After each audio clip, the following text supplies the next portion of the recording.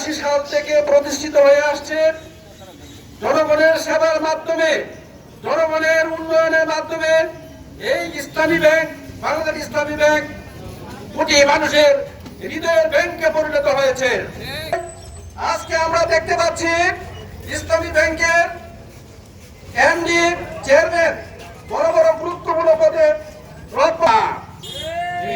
আমরা মুখ করে আমাদের আশা ছিল 5ই আগস্টের পরে স্বৈরাচারী দেশ থেকে বিদায় নিয়েছে ইসলামী ব্যাংক, মাটি ও মানুষের ব্যাংক। এই ব্যাংক আবার মানুষের সেবা করতে পারবে, এই আশা ছিল আমাদের এই ব্যাংকের।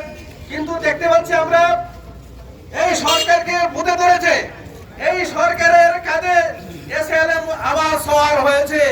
এই ব্যাংকে একটি ভিক্ষুকের ব্যাংকে পরিণত করার জন্য সরকার পায়তারা করছে।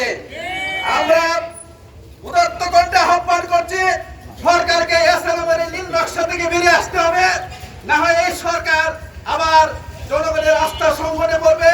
এই সরকার যেমন এক প্রচুর সৃষ্টি করবে।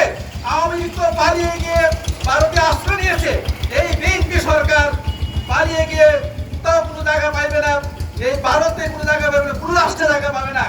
কাজে সরকার যদি সরকারের সুবুদ্ধি উদয় হয় তাহলে ইসলামী ব্যাংকে কোনো হাত দিবে না। ইসলামী ব্যাংকে যদি হাত দেয় সরকারের হাত মানে জ্বলে পড়ে শেষ হয়ে যাবে।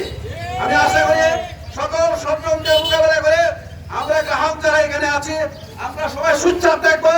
ইসলামী ব্যাংকের উপর যদি আঘাত আসে আমরা হাতে হাত দিয়ে, কাঁধে কাঁধ মিলিয়ে আমরা রাজপথে আন্দোলন করব। যতক্ষণ পর্যন্ত ইসলামী ব্যাংকে আমরা সুসংহত করতে না পারি ততক্ষণ পর্যন্ত আমরা রাজপথ ছেড়ে আমরা যাবো না, ইনশাআল্লাহ। এই বলে আমি আমার